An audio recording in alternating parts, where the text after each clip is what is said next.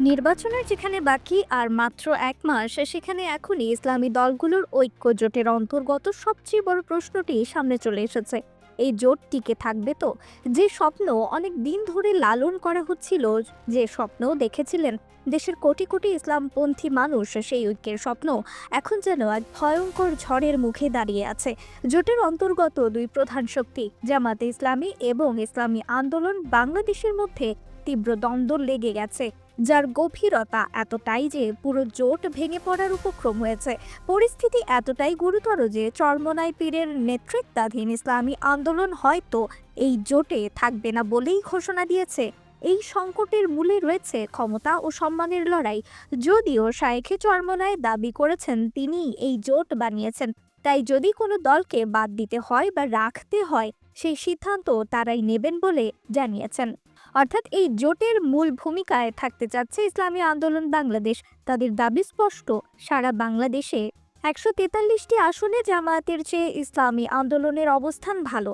রাজনৈতিক মহলে গুঞ্জন শোনা যাচ্ছে তারা এমন সব আসন চায় যেখানে জামায়াতের প্রভাবশালী নেতা যেমন আব্দুল্লাহ মুহাম্মদ তাহের, হামিদুর রহমান আজাদ সহ অনেকের নিজেদের আসনও রয়েছে। এই দাবি কেবল আসন বন্টনের কৌশল নয়, বরং এক ধরনের রাজনৈতিক দখল দেখানোর চেষ্টা বলেই মনে করছে জামাত শিবির। অন্যদিকে ইসলামী আন্দোলন বাংলাদেশের অ্যাক্টিভিস্টদের অভিযোগ হলো জামাত ইসলামী চরমোনাই পীরকে গুরুত্বই দিচ্ছে না। তারা মনে করছেন জামাত তাদের ছোট তাই সত্তাকে অসম্মান করছে। এই অসন্তোষের প্রকাশ ঘটেছিল আসন সমঝোতার জন্য ১২ ডিসেম্বর থেকে চরমোনাই পীর জামায়াতের সাথে মিটিং করার চেষ্টা করার সময়, কিন্তু বিভিন্ন তালবাহানায় জামায়াতের নেতাকর্মীরা চরমোনাই পীরকে সময় দেননি, যা পরিস্থিতিকে আরো ঘন করে তোলে। এই ঘটনাকে কেন্দ্র করে ইসলামী আন্দোলনের নেতা কর্মীরা মনে করছেন জামাত তাদের সম্মান করতে চায় না। এই পরিস্থিতিতে একটি নতুন তথ্য সামনে এসেছে যা সংকটকে আরো গভীর করেছে। জামাত ইসলামী আন্দোলনের চেয়ে এনসিপিকে বেশি গুরুত্ব দিচ্ছে বলে অভিযোগ উঠেছে। একটি ধর্মভিত্তিক জোটে একটি ধর্মনিরপেক্ষ দলকে বেশি গুরুত্ব দেওয়ার অভিযোগ অত্যন্ত গুরুতর। ইসলামী আন্দোলনের কর্মীরা প্রশ্ন তুলছেন, এই জোট কি ইসলামের জন্য নাকি ক্ষমতার জন্য? অর্থাৎ দুই পক্ষের তীব্র দ্বন্দ্বে এখন এই জোট ভেঙে যাবার মতো অবস্থা। দুই দলই একে অপরকে দায়ী করছে। দুই দলের অ্যাক্টিভিস্টরা সোশ্যাল মিডিয়াতে একে অপরের বিরুদ্ধে বাঘ যুদ্ধে জড়িয়ে পড়েছে, যা দুই দলের মধ্যে বিদ্বেষণ আরো বাড়িয়ে তুলছে। এরই মধ্যে এক চাঞ্চল্যকর ঘটনা ঘটেছে। জামাত এবং ইসলামী আন্দোলন দুই পক্ষই প্রায় ২৭৫টি আসনে মনোনয়নপত্র জমা দিয়েছে। এর অর্থ হলো শেষ পর্যন্ত দুই দলই হয়তো এককভাবে নির্বাচনে অংশ নিতে পারে। এটি একটি বড় পরিবর্তন, কারণ এর আগে সবাই ধরে নিয়েছিল যে তারা একসঙ্গে নির্বাচন করবে, কিন্তু এখন সেই সম্ভাবনা অনিশ্চিত হয়ে পড়েছে। ইসলামপন্থীদের সবাইকে নিয়ে যে নির্বাচনী জোটের স্বপ্ন অনেক বাংলাদেশি দেখেছিল, সেটা শেষ পর্যন্ত পূরণ হবে কিনা সেটাই এখন সবচেয়ে বড় প্রশ্ন। রাজনৈতিক বিশ্লেষকরা মনে করছেন এই সংকটের পেছনে রয়েছে ব্যক্তিগত মর্যাদা এবং রাজনৈতিক কৌশলের মিশ্রণ। চরমোনাই পীর হিসেবে শায়েখে আহমদ যখন জোট গঠন করেন তখন তিনি ভেবেছিলেন যে তিনি হবেন এই জোটের প্রধান নেতা, কিন্তু জামাত, যারা দীর্ঘদিন ধরে ইসলামী রাজনীতির অন্যতম বড় দল, তারা নিজেদের প্রভাব খারিজ করতে চায়নি। তারা মনে করছে ইসলামী আন্দোলন তাদের ছোট ভাই সত্তাকে ছাড়িয়ে বড় ভাই হওয়ার চেষ্টা করছে, আর এই কারণেই তারা ইসলামী আন্দোলনের দাবি মেনে নিতে চাইছে না।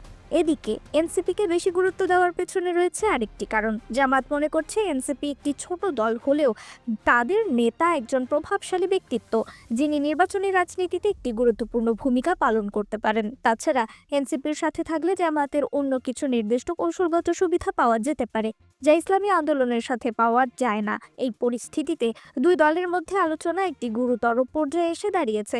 দুই পক্ষই এখন নিজেদের অবস্থানে অনড়। ইসলামী আন্দোলন বলছে তারা ১৪৩টি আসন ছাড়া জোটে থাকবে না। অন্যদিকে জামাত বলছে তারা ইসলামী আন্দোলনকে যতটা আসন দিতে পারবে তা দেবে, কিন্তু তাদের দাবি মেনে নেবে না। এই পরিস্থিতিতে জোটের ভবিষ্যৎ নিয়ে একটি গভীর অনিশ্চয়তা তৈরি হয়েছে। এই সব কিছুর মধ্যে নির্বাচনী প্রক্রিয়া এগিয়ে চলেছে। মনোনয়নপত্র জমা দেওয়ার শেষ দিন পার হয়ে গেছে। এখন দুই দলই নিজেদের প্রার্থীদের নিয়ে নির্বাচনী প্রচারণা শুরু করার প্রস্তুতি নিচ্ছে। এর মানে হলো অনেক আসনে জামাত এবং ইসলামী আন্দোলনের প্রার্থীরা একে অপরের বিরুদ্ধে প্রতিদ্বন্দ্বিতা করতে যাচ্ছে। এটি ইসলামী ভোটকে ভাগ করে দেবে, যা অন্য বড় দলগুলোর জন্য একটি বড় সুবিধা হয়ে দাঁড়াবে। রাজনৈতিক পর্যবেক্ষকরা মনে করছেন এই সংকটের জন্য দায়ী মূলত দুই পক্ষই। জামাতের অহংকার এবং ইসলামী আন্দোলনের উচ্চাকাঙ্ক্ষা উভয়ই দুই পক্ষকেই আপোষ করতে দেয়নি। তারা কোনো পক্ষই নিজেদের দাবি থেকে সরে আসতে চায় না। এই পরিস্থিতিতে জোটের ভবিষ্যৎ এখন অনিশ্চিত। এই সব কিছুর মধ্যে একটি প্রশ্ন সবার মনে ঘুরছে, ইসলামপন্থীদের এই স্বপ্ন শেষ পর্যন্ত পূরণ হবে কিনা। যে স্বপ্ন দেখেছিলেন অনেক বাংলাদেশি, সেই স্বপ্ন এখন ভেঙে যাওয়ার মুখে। আর এই সব প্রশ্নের উত্তর মিলবে আগামী 20 জানুয়ারি। সেই দিনই বোঝা যাবে এই জোট টিকে থাকবে নাকি ভেঙে পড়বে। আর এই ভাঙনের ফলে কোন দল লাভবান হবে আর কোন দল ক্ষতিগ্রস্ত হবে তা নিয়ে একটি নতুন রাজনৈতিক সমীকরণ শুরু হবে।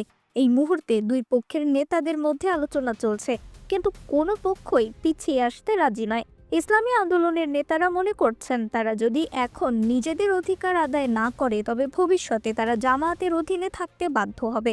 অন্যদিকে জামায়াতের নেতারা মনে করছেন তারা যদি ইসলামী আন্দোলনের দাবি মেনে নেয় তবে তাদের নিজেদের প্রভাব কমে যাবে এবং তারা জোটের মূল শক্তি হিসেবে নিজেদের অবস্থান হারাবে। এই পরিস্থিতিতে দুই পক্ষের মধ্যে আলোচনা একটি গুরুতর পর্যায়ে এসে দাঁড়িয়েছে। দুই পক্ষই এখন নিজেদের অবস্থানে অনড়। ইসলামী আন্দোলন বলছে তারা 143টি আসন ছাড়া জোটে থাকবে না। অন্যদিকে জামাত বলছে তারা ইসলামী আন্দোলনকে যতটা আসন দিতে পারবে তা দেবে, তবে তাদের দাবি মেনে নেবে না। এই পরিস্থিতিতে জোটের ভবিষ্যৎ নিয়ে একটি গভীর অনিশ্চয়তা তৈরি হয়েছে। এই সব কিছুর মধ্যে নির্বাচনী প্রক্রিয়া এগিয়ে চলেছে। মনোনয়নপত্র জমা দেওয়ার শেষ দিন পার হয়ে গেছে। এখন দুই দলই নিজেদের প্রার্থীদের নিয়ে নির্বাচনী প্রচারণা শুরু করার প্রস্তুতি নিচ্ছে। এর মানে হলো অনেক আসনে জামাত এবং ইসলামী আন্দোলনের প্রার্থীরা একে অপরের বিরুদ্ধে প্রতিদ্বন্দ্বিতা করতে যাচ্ছে। এটি ইসলামী ভোটকে ভাগ করে দেবে, যা অন্য বড় দলগুলোর জন্য একটি বড় সুবিধা হয়ে দাঁড়াবে। রাজনৈতিক পর্যবেক্ষকরা মনে করছেন এই সংকটের জন্য দায়ী মূলত দুই পক্ষই। জামাতের অহংকার এবং ইসলামী আন্দোলনের উচ্চাকাঙ্ক্ষা উভয় দুই পক্ষকেই আপোষ করতে দেয়নি। তারা কোনো পক্ষই নিজেদের দাবি থেকে সরে আসতে চায় না। এই পরিস্থিতিতে জোটের ভবিষ্যৎ এখন অনিশ্চিত। এই সব কিছুর মধ্যে একটি প্রশ্ন সবার মনে ঘুরছে, ইসলামপন্থীদের এই স্বপ্ন শেষ পর্যন্ত পূরণ হবে কিনা। যে স্বপ্ন দেখেছিলেন অনেক বাংলাদেশি, সেই স্বপ্ন এখন ভেঙে যাওয়ার মুখে। আর এই সব প্রশ্নের উত্তর মিলবে আগামী 20 জানুয়ারি। সেদিনই বোঝা যাবে এই জোট টিকে থাকবে নাকি ভেঙে পড়বে।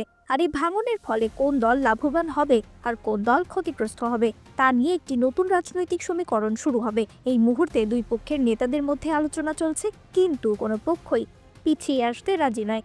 ইসলামী আন্দোলনের নেতারা মনে করছেন তারা যদি এখন নিজেদের অধিকার আদায় না করে তবে ভবিষ্যতে তারা জামায়াতের অধীনে থাকতে বাধ্য হবে। অন্যদিকে জামায়াতের নেতারা মনে করছেন তারা যদি ইসলামী আন্দোলনের দাবি মেনে নেয় তবে তাদের নিজেদের প্রভাব কমে যাবে এবং তারা জোটের মূল শক্তি হিসেবে নিজেদের অবস্থান হারাবে। এই পরিস্থিতিতে দুই পক্ষের মধ্যে আলোচনা একটি গুরুতর পর্যায়ে এসে দাঁড়িয়েছে। দুই পক্ষই এখন নিজেদের অবস্থানে অনড়। ইসলামী আন্দোলন বলছে তারা একটি আসন ছাড়া জোটে থাকবে না। অন্যদিকে জামাত বলছে তারা ইসলামী আন্দোলনকে যতটা আসন দিতে পারবে তা দেবে, কিন্তু তাদের দাবি মেনে নেবে না। এই পরিস্থিতিতে জোটের ভবিষ্যৎ নিয়ে একটি গভীর অনিশ্চয়তা তৈরি হয়েছে। এই সব কিছুর মধ্যে নির্বাচনী প্রক্রিয়া এগিয়ে চলেছে। মনোনয়নপত্র জমা দেওয়ার শেষ দিন পার হয়ে গেছে। এখন দুই দলই নিজেদের প্রার্থীদের নিয়ে নির্বাচনী প্রচারণা শুরু করার প্রস্তুতি নিচ্ছে। এর মানে হলো অনেক আসনে জামাত এবং ইসলামী আন্দোলনের প্রার্থীরা একে অপরের বিরুদ্ধে প্রতিদ্বন্দ্বিতা করতে যাচ্ছে। এটি ইসলামী ভোটকে ভাগ করে দেবে, যা অন্য বড় দলগুলোর জন্য একটি সুবিধা হয়ে দাঁড়াবে। রাজনৈতিক পর্যবেক্ষকরা মনে করছেন এই সংকটের জন্য দায়ী মূলত দুই পক্ষই। জামাতের অহংকার এবং ইসলামী আন্দোলনের উচ্চাকাঙ্ক্ষা উভয় দুই পক্ষকেই আপোষ করতে দেয়নি। তারা কোনো পক্ষই নিজেদের দাবি থেকে সরে আসতে চায় না। এই পরিস্থিতিতে জোটের ভবিষ্যৎ এখন অনিশ্চিত। এই সব কিছুর মধ্যে একটি প্রশ্ন সবার মনে ঘুরছে, ইসলামপন্থীদের এই স্বপ্ন শেষ পর্যন্ত পূরণ হবে কিনা। যে স্বপ্ন দেখেছিলেন অনেক বাংলাদেশি, সেই স্বপ্ন এখন ভেঙে যাওয়ার মুখে। আর এই সব প্রশ্নের উত্তর মিলবে আগামী 20 জানুয়ারি। সেদিনই বোঝা যাবে এই জোট টিকে থাকবে নাকি ভেঙে পড়বে। আর এই ভাঙনের ফলে কোন দল লাভবান হবে আর কোন দল ক্ষতিগ্রস্ত হবে তা নিয়ে একটি নতুন রাজনৈতিক সমীকরণ শুরু হবে। Desk report, daily dots 24।